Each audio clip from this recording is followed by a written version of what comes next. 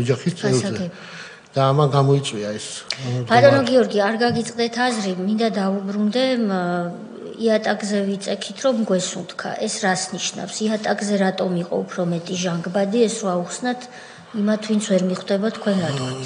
ფიზიკურად რო ამდღარიყავი ადამიანი და ჩვეულებრივად გამართულ მდგომარეობაში ყოფილიყავი, ანუ ჯერ სუნი იდგა საშინელი. აი როგორ გითხრათ, ჩვენც ისე მდგომარეობაში ვიყავით მე რაღაცა პერიოდის შემდეგ, რომ სადაც შევდიოდი ბოდიშს ვხდიდი, იმიტომ რომ დაბანის და იმის საშუალება არ ქონდა. გვითიშავდნენ წყალს, აბაზანაში არ გვიშვებდნენ და ვყარდი ჩვეულებრივად აი. მაგრამ დაუბრუნდები ახლა იმ ფუქში რო ვიყავით, რო ვიწექით იატაკზე. ჩემი ერთ-ერთი მეგობარი წინ იყო, ირაკლი აქეთ მხარეს იყო და ირაკლის მოპირდაპირ მხარეს პატიმარი იყო, რომელსაც გალის გარეთ ქონდა ხელი გამოყოფილი, ან იატაკზე იჯდა. გარედან ქონდა ბორკილები გაკეთებული, რომ ვერ ამდგარიყო. და იყო ნაცემი, დასისხლიანებული იყო და რაღაც გადაფარებული ქონდა მაისური თავზე. და ტიროდა რა, ძალიან ცუდ მდგომარეობაში. დაბმული იყო რეალურად. დაბმული იყო, რომ ვერ ამდგარიყო და ნაცემი იყო, საშინელად ნაცემი იყო ეს ადამიანი. არ გახსოვთ გვარი და სახელი, არ მახსოვს, იმიტომ რომ არც მიკითხავს იმ ადამიანს, ჩვენ საუბრის საშუალებასაც არ გვაძლევდნენ ერთმანეთთან. უბრალოდ მუნჯურად ველაპარაკებოდით. გასაგებია, ფუქსის კარი ცხაურივით იყო თუ ჩაკეტილი? არა, ის არის ხედავდით დერეფანში რა ხდებოდა. ხდებოდა. რეშოტკები იყო ჩვეულებრივი, უბრალოდ ჟანგბადი არ არის. ფიზიკურად არ არის ჟანგბადი. ხო და ერთი ღამე გავატარეთ იქ.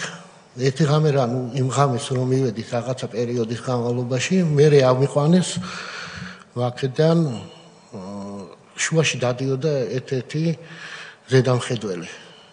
ჩვენიდან გვაგინებდა, აი ესენი მოიყვანეს და რაღაც შეურაცხყოფას გვაგინებდა ჩვეულებრივად, თუ თქვენ გიჩვენებთ ახლა ეს აქ ხარ ჩვენთან და ხო არ გონიათ ვინმე რამე გიშველის და რაღაცა.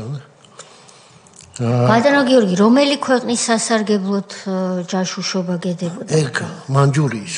არ ვიცი ხა ხუმრობით ვამბობ ამას ქალბატონო თეა, მაგრამ გასაგები. ეს სქემა ვანოსი გენიალური სქემა როგორც იყო შედგენილი, ერთ-ერთი იყო თავში და მე და გედენიძე ვიყავით ვითომ ხურდაში, ასე დამხმარეებით, ხო.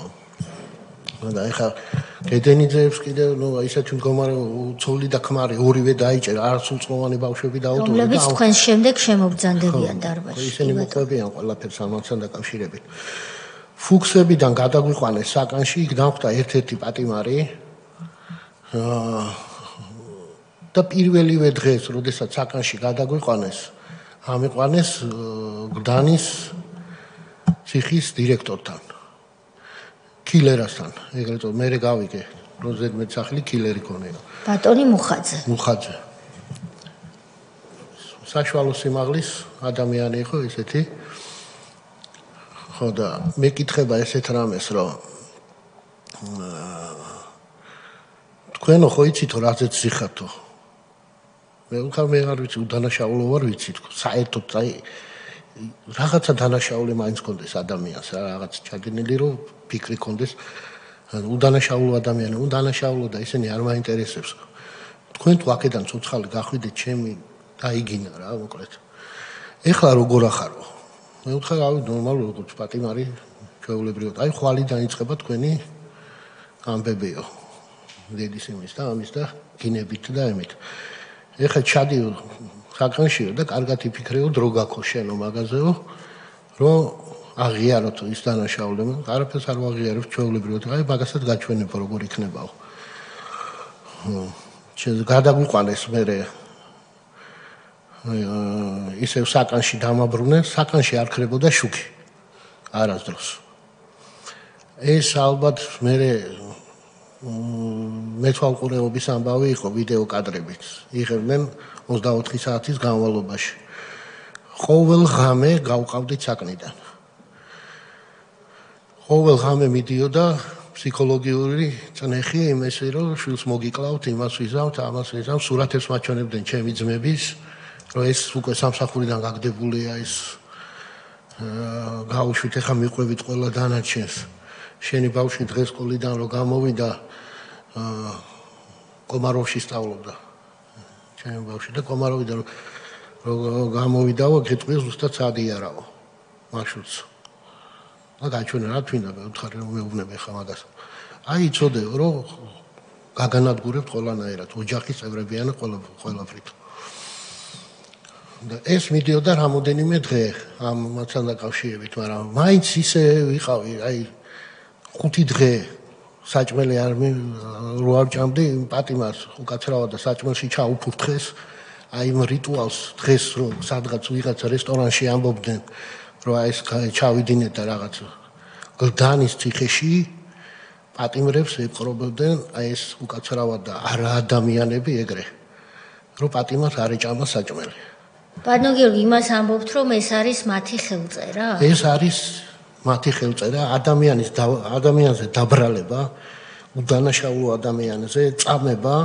აი ეს ყველაფერი რაც დღესაც სადღაც მესმის და მე თუ ვერაფერს გახდები უნდა ჩაუფურთხო საკვებში ეს არის პატიმარს ეუბნება რომ ისო შიმშილობს შენ რატო ჭამო და აიღო და უკაცრავად და ჩაუფურთხა საჭმელში დაუდო და მე რომ თქვი ამაზე პროტესტი ამ პატიმარონ თქო გეხვერწები ხმა არ ამოიღო რა მოკლავენო ცემაში გაგვიყვანენ საშინელ დღეში ჩაგვაგდებენ ეს საჭმელი გადაასხა იმას საკანში წყალი არ ქონდა და უკაცრავად და მაისურით ვიწმინდავდით ანუ თქვენზე ზეწოლის ფორმაც იყო თქვენ რადგან შიმშილობდით დანარჩენ პატიმრებს ესე უკეთებდნენ რომ თქვენ შეგეწყვეტ შიმშილობა რომ შემოდიოდნენ ხო წნეხს ახდენენ შენს გარემოებაზე ნათესავებზე შვილებზე ძმებზე დეიდაშვილებზე რა ვიცი ყველაზე რომ ფსიქოლოგიურად ყველა გადაემტე პატიმრებთან მიმართებაში ეგეთი წესი იყო რომ სამს რო ცემდნენ მეოთხე უყურებდა ვიზეც ცდილობდნენ აი ეს ჩვეულებრივი რიტუალი იყო მანდ ბატონო გიორგი ნახეთ უმძიმესი არის მართლაც აი ძალიან მძიმე არის ეს ამბავი რა და თქვენი შვილი უყურებს თქვენი შვილის მეგობრები აი ეს ახალგაზრდები და ბოლო ჩვენი ქვეყნის მოსახლეობა ვინცაც ეს წარმოუდგენლად მიაჩნია რაღაცა აი თქვენ დასწრული ადამიანები ბრძანდებით საქართველოს ისტორია იცით აი ესეთი არაკაცობა რასაც ეს ადამიანები ჩადიოდნენ სხვა თქვა როგორ უნდა თქვა ეხლა საზოგადოების წინაშე ვერ ვიტყვი მას რაც იმსახურებენ მართლა ბიოლოგიურად ქართველები თორე სინამდვილეში წარმოუდგენელი არის ასეთი სისტასტიკე ისტორიაში გახსენდებათ რომელიმეს რომ ეხლა თქვენ ბრძანეთ ეხლა თქვენი კოლეგები რაღაცები და დღევანდელობა გახსენდებათ აი ისტორიიდან რომელიმეს აი ჩვენი ქვეყნის მტერს რომ აი ესეთი სისასტიკე რასაც ეხლა თქვენ ხვდებით ერთ პატარა ეპიზოდს მოგიყვებით მომენტს წითელი ჯვარი ხშირად შემოდიოდა გლდანის აპყრობილეში და როდესაც შევდიოდით ოთახში წითელ ჯვართან გაგვაფრთხილეს რაღაცა ჯიბეში ჩამიგდეს უკან ხელები ქონდა დაწყებული ეს ის არის რომ იცოდეო შენო რომ ისმინოთო იქ რამე რო არ წამოგწდეს და რაღაც და მე რო შევედი უთხარი რომ თქვენთან საუბარი არ მინდა მეთქი და უნდა გავიდეთქო წითელ ჯვარს და იქ გოგონა მეუბნებოდა წითელი ჯვრის წარმომადგენელი რომ ყველა პატიმარი ვინ შემოდისო ყველა გვეუბნება ერთი და იგივე ტექსტო და რა ხდებაო ხალხო აგვიხსენითო გითხარითო არავის სურვილი არ ქონდა მათთან საუბრის იცოდა რომ მათთან საუბრის შემდეგ აუცილებლად დასჯიდნენ საშინლად დასჯიდნენ პატარა ოთახში რა უნდა რა ხდებოდა გასაგები არა გასაგები იყო რაც ხდებოდა ხო მაგრამ ადამიანები ცდილობდნენ არ ესაუბრათ ამასთან დაკავშირებით მოსაცდელ ოთახში დაახლოებით 50 კაცი ვიყავით ანუ ხო ხდებით მდგომარეობას კაბატონთეა სუნიაგდის ისეთი რომ აი დაბანის საშუალება რო არა გაქვს ბოდიშს უხდიდი ყველა ადვოკატსაც იმასაც ამ ყველას ვეუბნებოდი რომ ცუდი თქვენი ადვოკატები ვინ იყვნენ ესეც რო გითხრათ ჩემი ადვოკატები მე შემდგომში უკვე ჩაერთო ეკაბესელია მისი თანაშემწე იყო ერთ-ერთი ახალგაზრდა ბიჭი და ის ორი ადვოკატი რომელიც თავიდან იყო სულ ეკითხებოდი რომ საქმეში რა დევს გამაგებინეთ რა დებს საქმე რაში გვდებენ მერე ჩაერთო რას ნიშნავს პირველი დღე წუთებიდანვე არ ყავდათ არა თავიდან ის ალიას წარმომადგენლები ვინც იყვნენ ალიამ ვინც აგვიყვანა ადვოკატად და შემდგომში უკვე რაღაცა პერიოდის მე-3 დღე იყო თუ მე-4 დღე იყო აღარ მახსოვს ზუსტად შიმშილობის პერიოდი იყო მახსოვს რომ ქალბატონი ეკაც ჩაერთო ამ საქმეში ამ დროს თქვენ ჯერ არაფერი აღიარება გაკეთებული არ აღიარება არა მაგაკეთებული შიმშილობ მაგ პერიოდში ჟურნალისტების შეხვედრა არის უკვე ვანო მერაბიშვილთან ვანომ თქვა აბდალაძე შიმშილობს კი არა ისაო განცხადებას მოგიტანთ რომ შიმშილობა შეწყვიტაო აი ხავე გაჩვენებთ მაგას წინა ღამეს წინა დღეს უпростоრად ხდება ესეთი რაღაცა რომ მე გავყავარ საკნიდან ვიქტორ ყაჭეიშვილს ეს იყო რეჟიმის უბრალოდ მოადგილე როგორც მახსოვს და რაღაცა და მეუბნება რომ განცხადება უნდა დამიწერო რომ შიმშილობა შეწყვიტეო და შენ თუ გინდა ის შიმშილე რაც გინდა ის იქნიაო რა რაც გინდა ის გააკეთებო განცხადება უნდა დაწერო რა ესაო ვითომ მამაო გირჩიაო შიმშილობის შეწყვეტა არ დავწერე მეთქე მაგას არანაირად ჩვეულებრივად ვაგზელებ შიმშილს ეხა გიჩვენებ შენ შეიცო ჩართო რაცია ვიღაცებს დაუძახა აი ციხის კადრები რო გავრცელდა თუ გახსოვთ დაშლა რო ხდება каранტინის ზუსტად იმ მდგომარეობაში ვიყავ აი ერთ ყველა ამოვიცანი ის კადრები რო გავრცელდა ყველა ის ადამიანი ამოვიცანი ვიზუალურად სახელებით დაემით არა მაგრამ ეს იმიტომ დავამახსოვდა ყველაზე მეტად რომ ჩართო რაცია და მე მითხრა ეხა გაჩვენებ შენ შეის როგორ უნდაო გამოიყვანეთ საკანში ვინ არის ამასთან ერთად გამოიყვანეთ სხვა პატიმრები და უკაცრავად შენ თვალწინ ეხა ამათ აღარ დავა კონკრეტებ რაზე იყო საუბარი რა წამებაზე არ ადამიანურ წამება ამას ჩაუტარებო მე შენ ჩაქცვა მაგათთანო და ვინ ვის რას უზამს მაგასაც გაჩვენებო მე ხელს არ გახლებო ეხლა და მაგათ გავაკეთებინებ შენ თვალწინ ანუ თქვენს თვალწინოს თქვენს თანამოსაკნეებს გავაუპატიურებთო ეს გითხრათ ცემთ და გავაუპატიურებთ ვაწამებთო და მერე თქვენ ერთად რომ მოხვდებით საკანში ისინი მოგხედავენო ეს იყო მუქარა იმიტომ რომ იმათ ეცოდინებათ რომ თქვენს გამო მოვიდათ ხო და ნუ თავიდან ისე ვიყავი შოკირებული ამ ყველაფრით რომ გააზრებაც ვერ მივხვდი რომ რას აკეთებენ რომ დაიძახა უკვე და რომ გამოყავდათ ეს პატიმრები მე ვთხარი გაჩერდი გაანებე თავი ამ ადამიანებს რასერჩი ვიღაცას ასე არ მინდა მეთქი შევწყვიტავ შიმშილობას გაუწერე ეს რომ მამაოს რჩევის საფუძველ ადმინისტრაციის რჩევის საფუძველზე მივიღე გადაწყვეტილება ადმინისტრაცია რატო დაწერეო შენ ჩაგეთვლება ქულად მეთქი ეგ ამბავეთ ხო ადმინისტრაციის ხო კაი იყოს რაც არისო და გაუგზავნეს ვანოს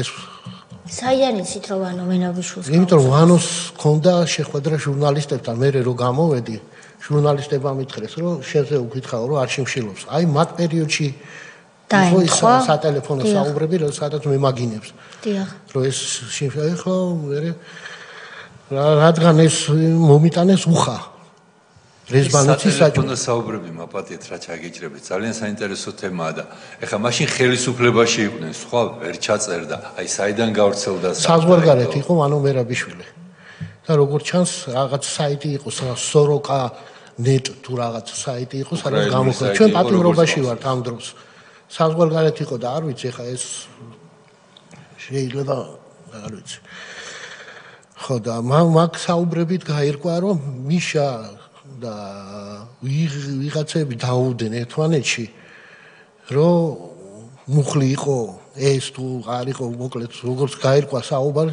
აგინებდნენ ერთმანეთსაც მაგ ჩვენს გამო იმიტომ რომ ვანო აგინებდა ბოკერიას ბოკერია აგინებდა ვანოს რაღაცა ხდებოდა იქ ზემოთ მაგრამ ფაქტია რომ მიშას გარეშე მიშა პირადად წყვეტდა ამ ამბავს ჩვენ ცოცხალი დავეტოვებინეთ თუ დავეხოცეთ როგორც თეტრაძე აწამეს და მოკლეს ის ისაურის ხათაშორის ვინც აწამა ჩვენ საკანთან იდგა 24 საათის განმავლობაში გარეთ ხედავდი ამ ადამიანს ყოველდღიურად და რო შევეკითხე გვარის ისაური მითხრა და მე გამახსენდა უკვე როდესაც თეტრადის საქმე გამოაშკარავდა ეს ის ადამიანი იყო ვინც აწამა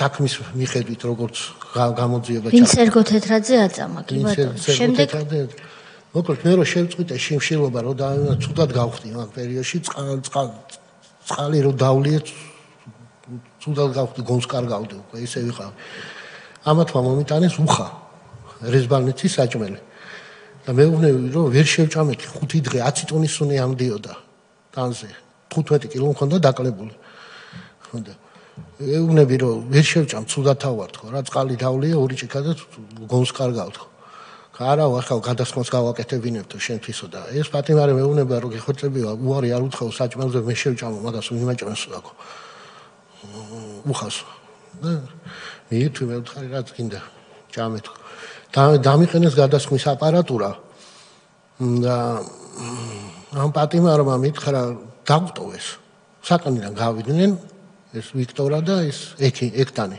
ეს გადასხმის აპარატურა დატოვეს მეორე ის უნდა დაეყენებინეს შეცვლა უნდა მოხდეს და ამ პატიმარმა დაუწყო ყვირილი ბატონო კონტროლერო ბატონო ესე მიმართავდნენ ვინ გაბედავდა სახერ ვაგეწია საკნიდან საკანში გადაყვანის დროს ვინ წიხლი მოდიოდა ეგრევე საით აი სახერ ვაგეწია ზემოთ თვალებში შეგეხედა ამ ადამიანებისთვის საშინლად წემდა ბატონო გიორგი ამ კონტროლერისთვის თქვენ რომ სილა გაგეწნათ სახეში არ შეიძლებოდა არ ვიცი რა მოხდებოდა არ ვიცი ჟურნალისტი იყავით და სახეში რო გაგეწნათ სილა რა მოხდებოდა სხვა შემთხვევაში რა ბატონო ჩვეულებრივად მოხდებოდა ის რაც ხდებოდა სხვა შემთხვევაში მაგალითად რა მოხდებოდა დაგლეწავდნენ რა მოკლავდნენ თემაში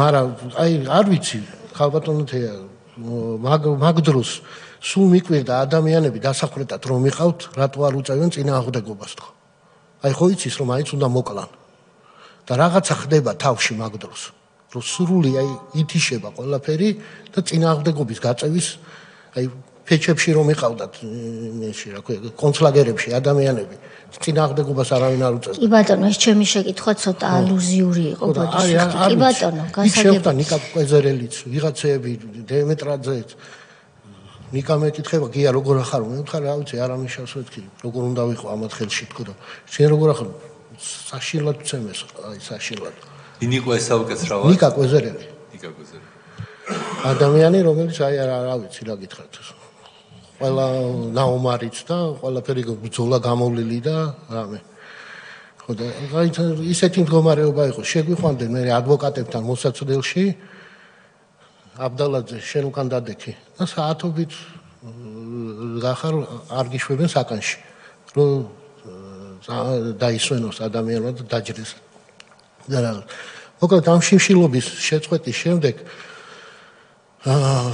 ხამე გავყავდით ყოველ ხამე და მან დახვდა დევნოზაშვილი ერთ-ერთი და ვინც მემუქრებოდა ამ შვილის ამბავზე და ოჯახის წევრებზე დევნოზაშვილი ვინ არის მაშინ იყო კონდაზვერვის თანამშრომელი კუდის ეგრეთ წოდებული ვინც უშუალოდ ყურია სახელი დავით დევნოზაშვილი დავით დევნოზაშვილი კი ბატონო გასამართლებელი საპრობილეში იყო საპრობილეში გლდანის ციხეში ყოველ ღამე შემოდიოდნენ რა უფლებით შემოდიოდა აი მე სასამართლო პროცესებზე გაირკვა რომ უფლებაც არ ჰქონდათ ანუ ჩვეულებრივად შემოდიოდნენ თელეგრამი გავყავდით მიდიოდა წნეხი გინება შეურაცხყოფა რომ ვეღიარებინა და მე მითხრეს რომ ყველა ფოტოგრაფებმა უკვე აღიარეს დანაშაულიო შენ დარჩიო ერთადერთიო და შენზეა გამოკიდებულება ისინი გავლენ თუ არა ციხიდან და შენს გახვალ თუ არა საერთო ციხიდან და მომიყვა ერთი კაიშვენი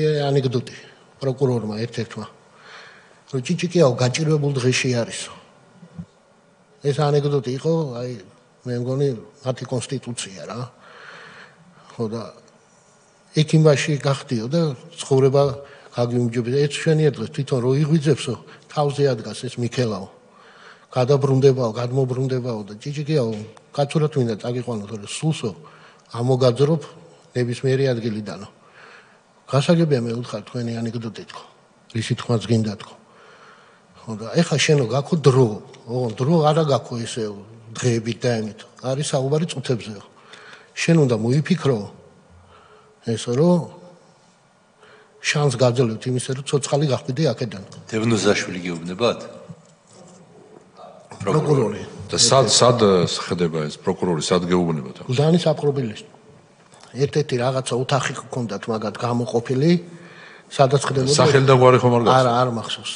და პროკურორი რატო იყო პროცესი სტარდებოდა თუ რატო? არა, მიდიოდა საუბრები ამაზე, რომ რა უნდა იმათმა რო აღიარესო, მაგ ჩვენებებს გაჩვენებს თუ გინდა. არ მინდა მე უთხარი რა თქმა უნდა, ჩვენებებს ჩვენება და რაღაც უბრალოდ თქვენი საქმის პროკურორი, ხო?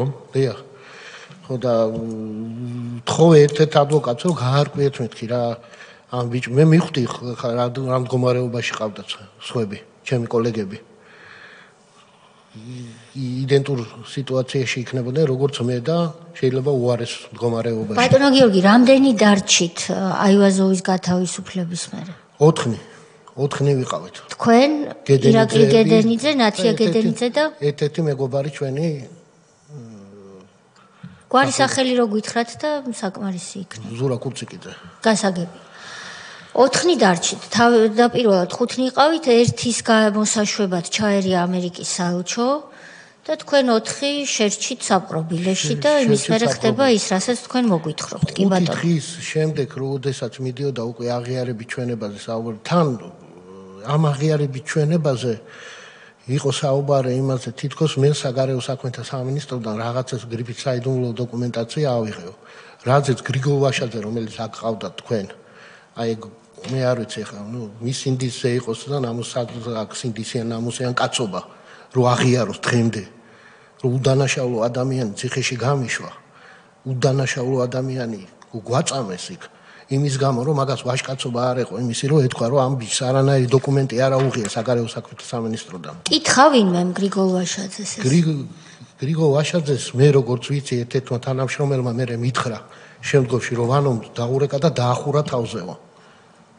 რატომო? იმიტომ რომ შენო გრიგოლ ვაშაძეს პირველი განაცხადი იყო იმის თაობაზე რომ ამ ბიჭს წვდომა არ ქონდა არც დოკუმენტზე.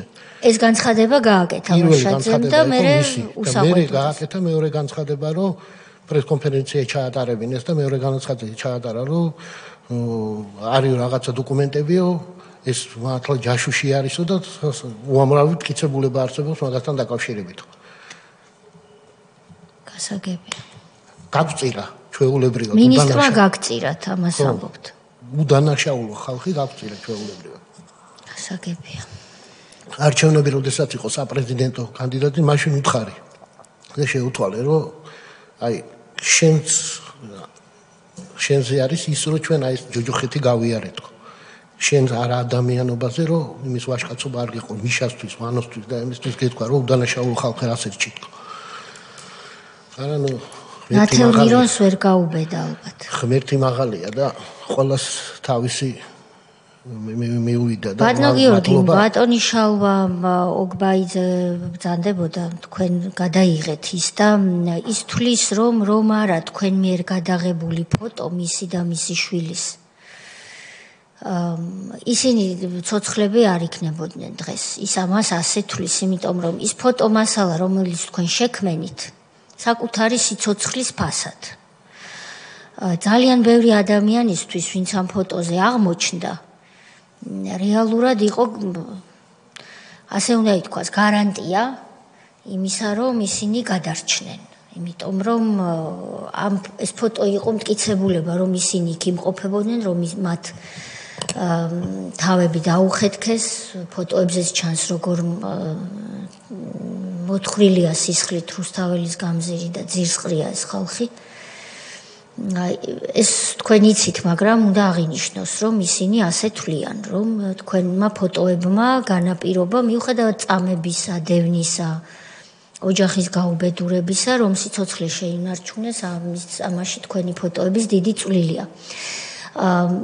ასევე უნდა აღინიშნოს, რომ ბატონი შალვა ოგბაიძის აქ გამოკითხვა როგორც ჩანს უყურადღებოდ არ დარჩა ბატონ მიხეილ სააკაშვილს, რომელიც ამჟამად თავისუფლების აღკვეთის სამედიცინო დაწესებულებაში იმყოფება. ეს ამას ვამბობ, იმიტომ რომ არ არის გამორიცხული, რომ ის თქვენ გისმენდეთ. თუ გექნებათ რამე სათქმელი, აქაც შეგიძლიათ მას უთხრათ. თხრობის რეჟიმში, რა თქმა უნდა, თუმცა ჩვენ არ მოგვიწურავს თქვენთან საუბარი. იცით რა არის თქვენ გადაცემებს უყურებთ ყველა ის ადამიანი, ვინც გაიარა და ხელახლა გავდივართ ამან. ჩვენი საქმე საერთოდ არაფერი არ არის იმასთან შედარებით, რაც სხვებისგან მოვისმინეთ, ისეთ საშინელებები იყო, რომ საკუთარ თავზე ფიქრობ მერე, რომ აი ამ ადამიანებს ესე სახლი გადაუწვეს, თითი მოაჭრეს, ბეჭედი მოხსნეს და ნუ არ ვიცი რაღაც ისეთ რაღაცეებს ისვენ. ოქროყანის სასაფლაოზე აიყვანეს და ასე შემდეგ. ზუხან მულაშვილის ამბავიც ხო მახსოვს, მე მახსოვს ის პრესკონფერენცია, მან რო ჩაატარა შერატონში და მეორე დღეს დააპატიმრეს. ადამიანი გაანადგურეს. არაჩვეულებრივი ადამიანი თავის ინტელექტით, კაცობით, ქართველობით და ყველაფრით. რამდენი ეგეთი. კი ბატონო. ეს ყველაფერი არის ერთი ადამიანის აი არჩევდნენ კიდევაც ტიპაჟებს ისეც რომ უკაცრავად და ფეხებზე დაეკიდა. აი იმიტომ ამბობ ადამიანის ღირებულება ნული იყო. აი ამ პრინციპით არჩევდნენ ყველა თანამშრომელს. თავის უწყებებში, იმიტომ რომ ეს გამოდიოდა ვანოს როაქები ხო ისეთი მინისტრი იყო და რაღაცა. ყველას არჩევდნენ ამ პრინციპით, რომ ადამიანი მათთვის უნდა ყოფილიყო ნული. გვამი მოუნდებოდა, გვამი უნდა მიეტანათ. აღიარების ჩვენება უნდა მიიღოთ აღიარების ჩვენება, წამებით, პატიმრების იმით თუ ამე. აი ეს გუნდი იყო თლიანი. ბატონო გიორგი, ჩვენ მივალთ აღიარებამდეც, მანამდე კიდევ გავიმეორებ თქვენი ნებართვით იგივე კითხვას. თქვენ თავიდან ყავდათ წარმომადგენელი, შემდეგ უკვე პროფესიონალი ადვოკატი იყო, ალიას წარმომადგენელი, თავიდან ვინც გიცავდა? არა, ადვოკატები იყო, ალია დაიქირავათ, ანუ თავიდანვე ყავდათ. პროცედურულად. თავიდანვე არ ყავდათ, იმიტომ რომ ისე დაგაპატიმრეს, რომ იქ ადვოკატი არ იყო. მომდევნო დღეებში ადვოკატი აგიყვანათ მეორე დღეს ალიამ, მადლობა მათ ამისთვის. კი ბატონო, შემდეგ ჩაერთო სხვა ადვოკატებიც, ქალბატონი ეკაბესელია და სხვები, მადლობა მათ ყველას ამისთვის. და მაშინაც ვერ გაგაგებინეს, რომელი ქვეყნის სასარგებლოდ ჯაშუშობაში გედებოდათ ბრალი სააკაშვილის ბინძურ ტვინში. რუსეთი. აი როგორც ეხლა ყველაფერს აბრალებენ რუსეთუმე ხარ, რუსი ხარ, აი იგივე პრინციპი არის. ანუ გამოდის რა რომ თქვენ ამერიკული მედია ორგანიზაციის ფოტორეპორტიორი იმყოფებოდით 26 მაისს რუსთაველის გამზირზე, პარალელურად დაშუქებდით, როგორც ჟურნალისტი, პარალელურად მუშაობდით საგარეო საქმეთა სამინისტროში ფოტოგრაფად, ჟურნალისტად. იმ მინისტრის ხელმძღვანელობის ქვეშ, რომელიც ამ დროს იყო რუსეთის ფედერაციის მოქალაქე, და ამით ამაყობდა და თქვენ დაგაკავეს აი იმ ფოტოების უცხოეთში, ანუ თქვენ სამსახურში head office რომ ეძახით, გადაგზავნისთვის რუსეთის სასარგებლო ჯაშუშობის გამო. ეს არის საქმის ფაბულა. ქალბატონთია, ბუდის შეგაწყვეტინებთ, ეს ყველაფერი როგორც თქვენ მაგრამ აქ საუბარი არ იყო 26 მაისს უარყოფდნენ ისინი ბოლომდე. ესენი საუბრობენ რომ მე მოვიპარე გრიფით საიდუმლო დოკუმენტი პრესსამსახურის ოთახიდან და გადაუგზავნე ერთ-ერთ როგორც სქემა ქონდა დაწყობილი რომ კი ბატონო მაშინ მეორე კითხვა ამასთან დაკავშირებით ხომ არ იყო ისე რომ თავიდან ჩვენ ასე ვიცით და საქმის მასალებიდანაც პრინციპში ასე ჩანს და იმ საუბრის ჩანაწერიდანაც სადაც ბატონი შოთა უტიაშვილი ვანო მერაბიშვილს ეუბნება რომ მსუყე დოკუმენტები გვაქვს მსუყე მტკიცებულებები ეს სიტყვა მახსოვს მსუყე ხომ არ იყო ასე რომ ჯერ აი ამ ფოტო მასალის გამო დაგაპატიმრეს და შემდეგ რომ ერთმანეთში ჭხუბი მოვიდათ იმ დროს საქმე ვერ შეიკერა უკვე აღარ იყო მათთვის მომგებიანი 26 მაისის თემა და მიადგნენ საგარეო საქმეთა სამინისტროს პრესრუმს სადაც ნუ რეალურად მინისტრმაც გაგწირათ გრიგოლ ვაშაძემ ქალბატონთია სოფლიოში არის რამოდენიმე საინფორმაციო სააგენტო წარმოიდგინეთ ეპა ზურაბ კუციკიძე გედენიძე რომელმაც როიტერს მიაწოდა ფოტოები გიორგი აბდალაძე რომელმაც Associated Press მიაწოდა ფოტოები ამათმა ბრალი წაუყენეს როგორც ჯაშუშებს და იმ უცხოურმა ორგანიზაციამ რატო გამოიწვია? ესენი ელოდებოდნენ ლოკალურ პროტესტს, რომ ეს არ გაცდებოდა საზღვრებს. როიტერის, ფრანს პრესის, ეპას, აპეს ყველა საინფორმაციო სააგენტომ მიიღო ეს პირად შეურაცხყოფად. ყველა ინფორმაცია დაბლოკეს სააკაშვილზე. რაც კი გადიოდა, რაშიც ფულს იხდიდა, ეხ დღესაც რო იხდიან ფულს, რომ ვინმე მახსენოს და სადმე დაიბეჭდოს და რასაც ჩადიან ყველა მთელი საზოგადოება, ყველა საინფორმაციო სააგენტომ გამოთქვა პროტესტი ჩვენთან დაკავშირებით და დაგვიდგა მხარში. აი ამან განაპირობა ის, რომ იძულებული იყვნენ ჩვენ გამოვეშვით საპატიმროდან. იმიტომ რომ დაბლოკილი იყო 2 კვირის განმავლობაში CNN, BBC, Euronews-ი ყველა იწყებოდა იმით, რომ ფოტოგრაფები არიან დაჭერილები საქართველოში. ჩვენ გაგვიცნოს საზოგადოებამ არა 26 მაისის და იმის მანამდე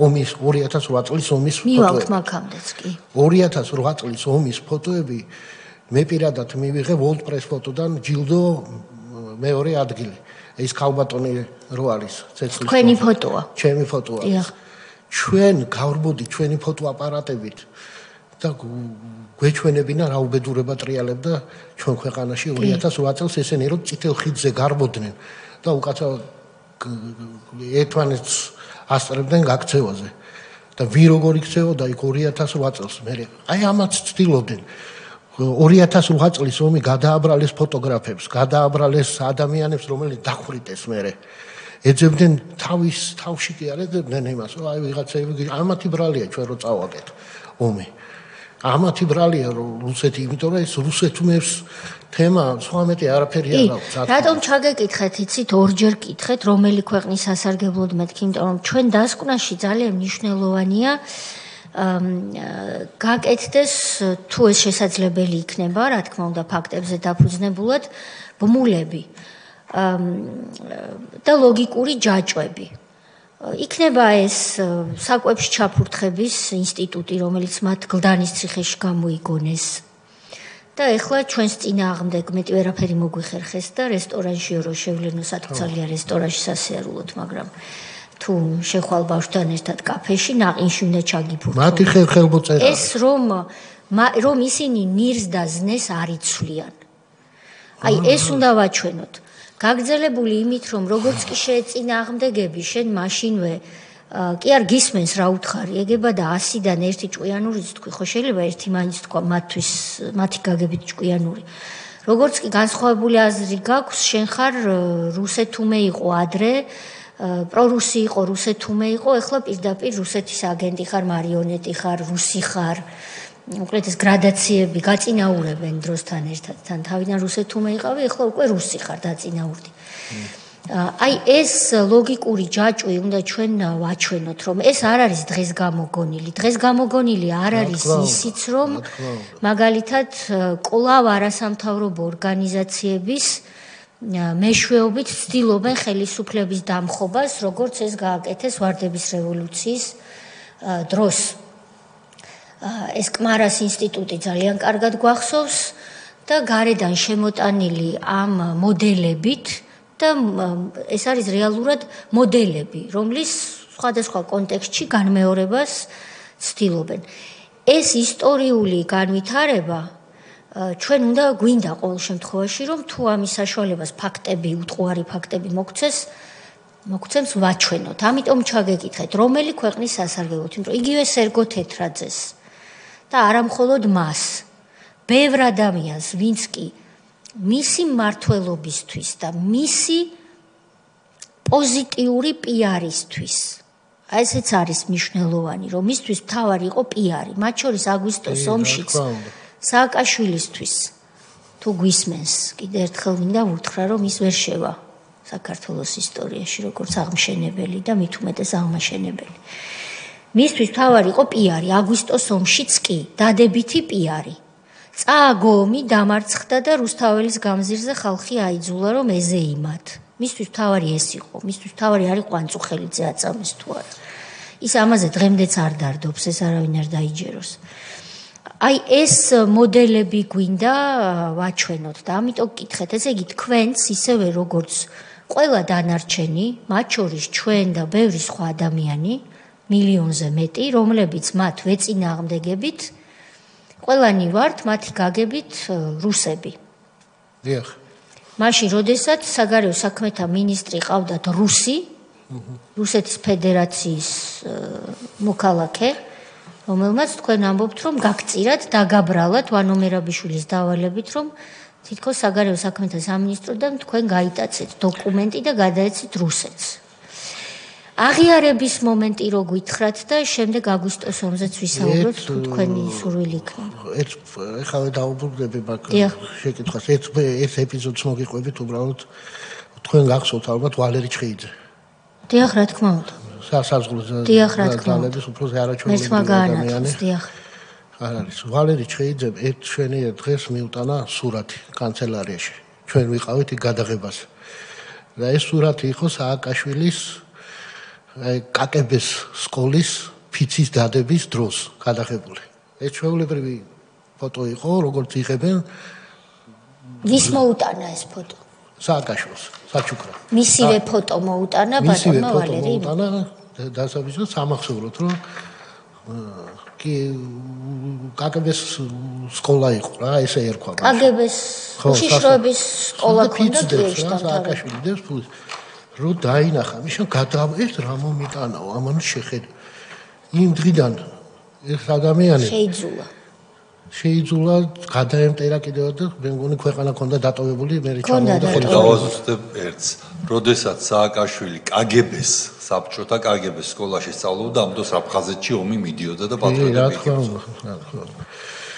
ხო და ამათი მეთოდი იყო ყოველთვის ეგეთი, რომ დაებრალებინათ ის, რაც არ ახარ და მე თუ აი იმიტომ ვთქვი თავიდანვე რომ რამდენი ადამიანის სიცოცხლე გადარჩა რომ ესენი არ არიან ხელისუფლებაში მინიმუმ აი თითო დღე რო აიღო ხო ეთი ადამიანი ნებისმიერი არ აქვს მნიშვნელობა ვინც არ უნდა ყოფილიყო ეს მეთოდები მაგათი იყო ჩვეულებრივი და ამ სტილსაც აგრძელებენ დღემდე რომ დააბრალონ ადამიანს ის და მე ესე რომ ვთქვა გააბრალონ ეხლა დავბრუნდები ისე გლდანის აპყრობილეში მოკლედ მიდის საუბარი იმაზე რომ მე აღიარების ჩვენება მივცე ამასთან დაკავშირებით და მიდის ლაპარაკი ოთახში სადაც არის ეს დევნოზაშვილი და კიდე ვიღაცები და შენ ეხლა მობილურით უნდა ჩაგწერო რომ აჩვენოთო იქო ვიღაცებს სავარაუდოდ ვანოს უნდა აჩვენო რა უნდა ვაღიარო თქო მითხარი თქო აი როგორ უნდა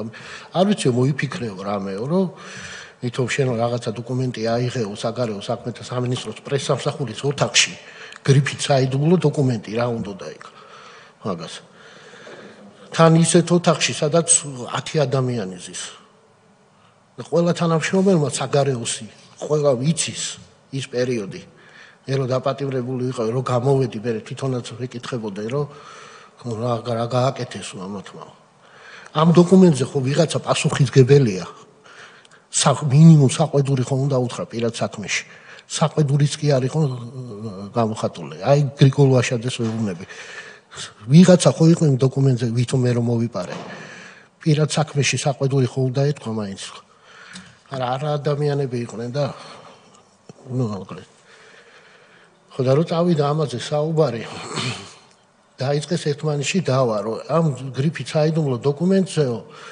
ვითომ როგორ გავაკეთაო, ვითომ დაწერაო, ბიჭო, როგორ დაწერდაო, გვერდების რაოდენობა ბევრი არის. ერთმანეთში კამათობენ. მე ვსიგარ უყურებ ამათ. ერთმანეთში კამათობენ. მე როგორ უნდა ვაღიარო რაღაცა ბოდვა.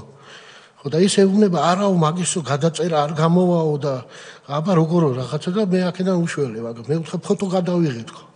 ფოტო გადავიღეთ ხო.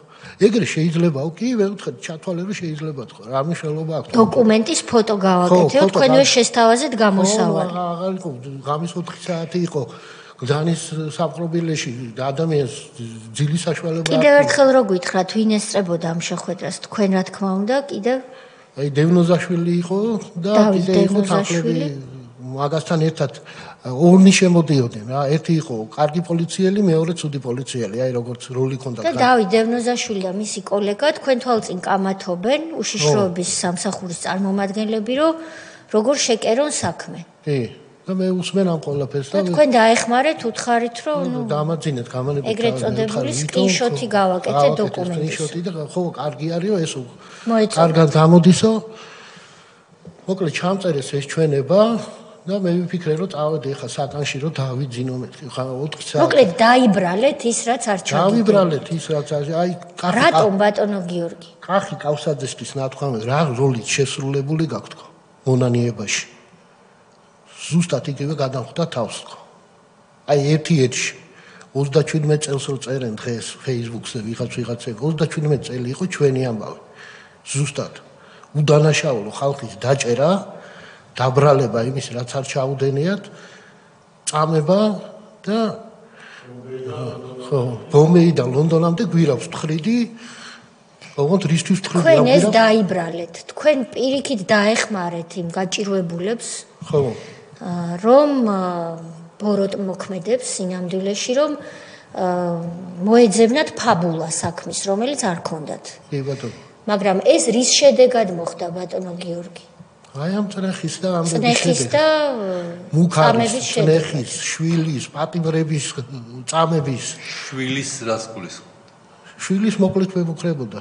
ყოველ დღე და საუბარი მაგაზე მაინც განმარტო დევნოზაშვილი დღეს ამ საქმეზე გასამართლებული არის და მის ჭირი მოიხადა უკვე მოიხადა საჯელი ეს არ არის რომ აქ დარწმუნებული ვარ ეხლა მიყურებს მე გამომტყუნებელი განაჩენი ეხლა მიყურებ დარწმუნებული ვარ და თავის შვილთან ერთად შევხვდა დინამო სტადიონზე 1:50 მეტრში დავინახე და გაქვავდა თავის შვილს ჩაიჭედა ხელი და უკან წავიდა გადაიყვანა ქუჩის მეორე მხარეს მას ეგონა რომ მე ამის შეურაცხყოფას მივაყენებდი მაგის შვილს ადამიანი რომელიც ყოველდღე მემუქრებოდა შვილის მოკლით საკანში იცის მაგან რომ დამინახა გაქვავდა იქვე და თავის შვილს ჩაეხუტა და შეშინებულა გაბრუნდა და წავიდა ვართ ბატნაირები და შვილებზე ნამდვილად არ გადაგვდა აგრესიას სადაც იმსახურებს სინდისზე და ნამუსზე იყოს ის რაც ჩვენ გაგვატარეს მოკლედ ეს აღიარების ჩვენება რო ჩაწერეს ამათმა და მე საკანში დამაბრუნეს და მე რომ მგონია რომ დაამთავრდა ხა რაღაცა უნდა დამთავრდეს ეს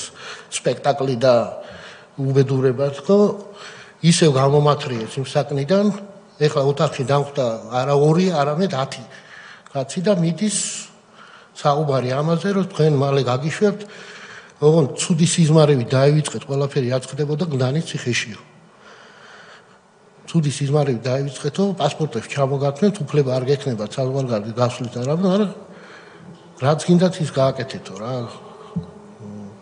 გადაღებაზე ეს ხალხი იცით ვინ იყო ვინმე მაინც არა მახსოვს ეს ვიზუალურად შეიძლება 1-2 სახე მახსოვს მუხაძე რაღაცა სუმოძრაობა იყო ხო და ეს ის პერიოდია როდესაც ეკაბესელია ვეუბნები რომ ძალიან ცუდი მდგომარე შიმშილობა შემაწყვეტინეს მეთქი ხო გამოსავალი არ მაქვს ხო და არ დამიტოვეს ხო საშუალებად ხო და როდესაც აღიარებით ჩვენება მივეცი ეგრეთ წოდებული მაგათმა მითხეს რომ ხვალო ტელევიზიები მოვლენო ანუ შსს ოპერატორები და ისინი და ჩაგწერენ ამ ჩვენების მიცემის დროსო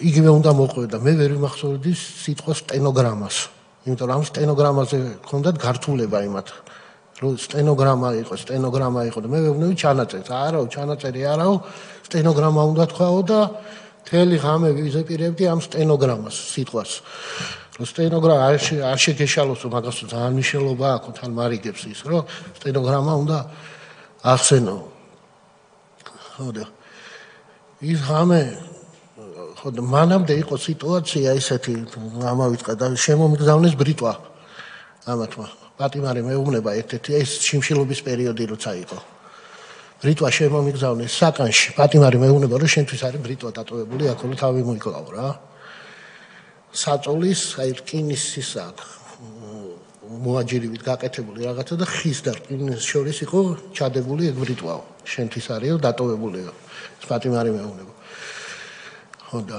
მე ვთხარი შევასრულებ თქო მაგას ხო არა რადგან ესე სიტუაციაა რომ გამოსავალს არ გიტოვებენ ხომ მთელი ღამე ლოცულობდა ეს პატიმარი რომ შენო რომ რამე დაგემართოსო მე როგორც მოწმესო სოცხალ მოწმესო შენი ამბისო მე დამაკლავენ ზედო და გეხვეწებიო რაღაცნაირად ფსიქოლოგიურად გასეირნებაზე არ ავდიოდით ხალხი.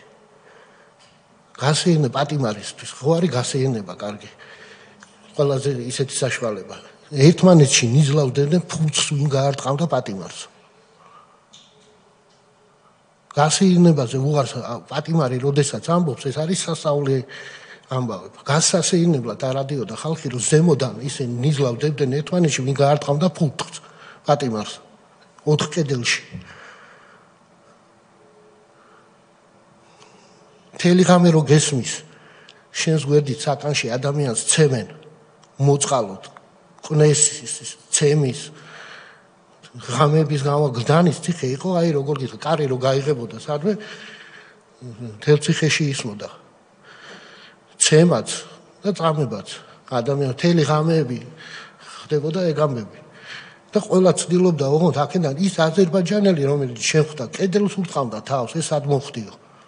და ვაწყნარებდი რომ გაჩერდი ნუ გეშინია უთხრა რაღაცნაირად მამაუც შეშინებული იყო ყველა ვინ შემოდიოდა იმ შენობაში ნუ აი ხო გეუბნებდი ეს არ იყო ციხე ეს იყო კონცლაგერი ჩვეულებრივი კონცლაგერი სადაც ადამიანებს კლავდნენ აწამებდნენ ჩემ თვალწინ პატიმარი ცემეს რომელსაც ბოლო სტადია ტუბერკულოზი ჰქონდა და ცეროზი პირველად დავინახე ადამიანი, რომელსაც მუცელი არ ჰქონდა, ნეკნები, რო გახადა მაისური, ეკთანი გავიდა 2 ნაბიჯით უკან.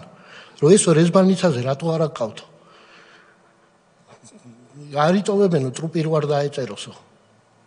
ეს პატიმარი ისმენს და ჩვენც იქვე ვდგავართ. და დაუწყეს გინება, რომ შენს გამო ხა მე უნდა ვიჩალებო, მე შეიწყალეთო ეს ეკთანი ეუბნება, იმიტომ რომ ეს მოკვდება 2 დღეშიო. ეს იდგას ეს საწოდავი. და უყურებს ამას. და ის აგინებდა, რომ შენს გამო ხა მე უნდა ვირბინო შენ საბუთებზე, რომ შეგიწყალოო და გაგიყვანო აქედან. მაისური რო გაიხადა ნეკნები ხონდა შიგნით შეწევა. აი შარვალი სპორტული ეცვა და აი მას ტანსაცმელი ჩემი ცოლის შემოტანელი ყველა პატიმრი მშობლები და დედები პირველი წერილი რაც მიწერე ცოლ ციხიდან იყო რომ შორდები მეთქი აღარ მოხვიდე ჩემთან თქო. ბავშვებს ვფიქრობდი აი რომ გამოვიდეთ თუნდაც 20 წლის მერე 35-ის ხდება ბავშვი თქო. აი ამაზეც ყველაფერზე ფიქრობდი. ხელის გულზე ეწერათ ნომრები. აი როგორც მონანიებაში ადამიანებს. აი ეს ეწერათ ნომრები. პატიმრის დედებს, ცოლებს და იდგნენ რიგში. და ტანსაცმელი რომელიც ჩემმა ცოლმა პირველ დღეს მომიტანა ბოლო დღეს რო გავდიოდი ციხიდან და რო გავყავდი შენთვისო დაგვავიწყდა პერედაჩის მოტანაო მეუღლე მოგიტანა ტანსა დაიტოვეთ მეთქი ბან აკროლებული ტანსაცმელი როგორც მივედი სასამართლოზე და წამოვედი ჩავყარე სანაგვეში და გადავაგდე რამდენი ხანი იყავით 15 დღე 5 დღე მიდიოდა შიმშილობა 5 დღე მიდიოდა წნეხი იმაზე რომ გვეღიარებინა 5 დღე მიდიოდა აი იმ 5-იანს ვერ ვიტან. ამიტომ აქვს და ყოველთვის ვიბრძოლებ, სადაც არ უნდა ვიყო, ყოველთვის რომ აი ესეთი ნაძირლები ხელისუფლებაში არასდროს არ მოbrunდნენ. მე პირადად და ჩემნაირი უამრავი ადამიანი. ბევრი ვართ კი. ბატონო გიორგი, განმარტავ. 20 წლიანი მუხლი, სამშობლოს ღალატი, რუსეთის სასარგებლო ჯაშუშობა და 15 დღეში გამოგიშვა. ხო და მაგათ ვეგებდით ხებოდით ისა 2008 წელს